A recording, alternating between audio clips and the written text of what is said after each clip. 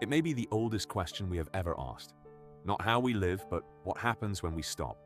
Every great tradition has stood at this same edge and tried to see over it, and what they say next is not the same. But it rhymes more than you would expect. We looked at how 7 traditions answer it. Not to rank them and not to blur them into one. Just to lay them side by side honestly and see what shows through. We start where the soul carries on. Most Christians believe death is a passage, not a conclusion. The soul continues and there is a hope of resurrection, grounded in the resurrection of Jesus. And it is worth being precise here. The oldest Christian hope is not a soul drifting off to heaven, but the whole person raised and remade.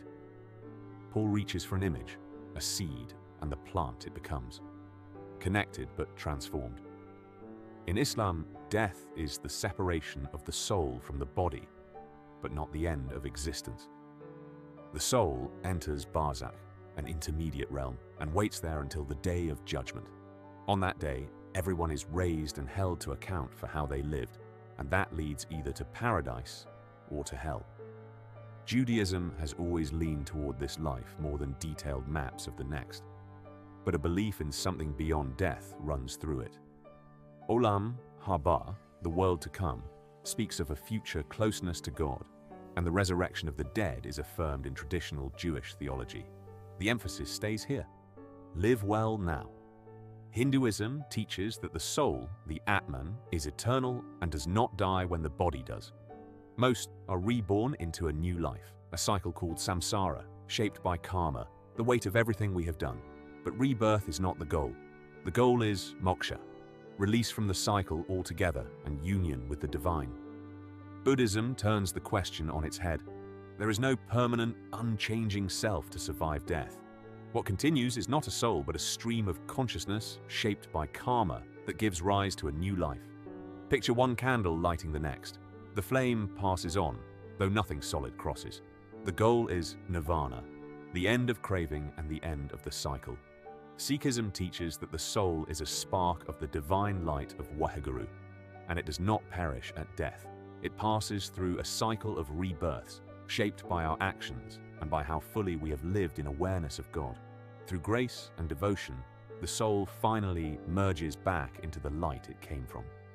And from a secular view, the most common answer is that death is the permanent end of individual consciousness. The brain stops, and with it, the self as we knew it. What is striking is that this is often held without despair. If this life is the one we get, that is not a reason for less meaning. For many, it is a reason for more.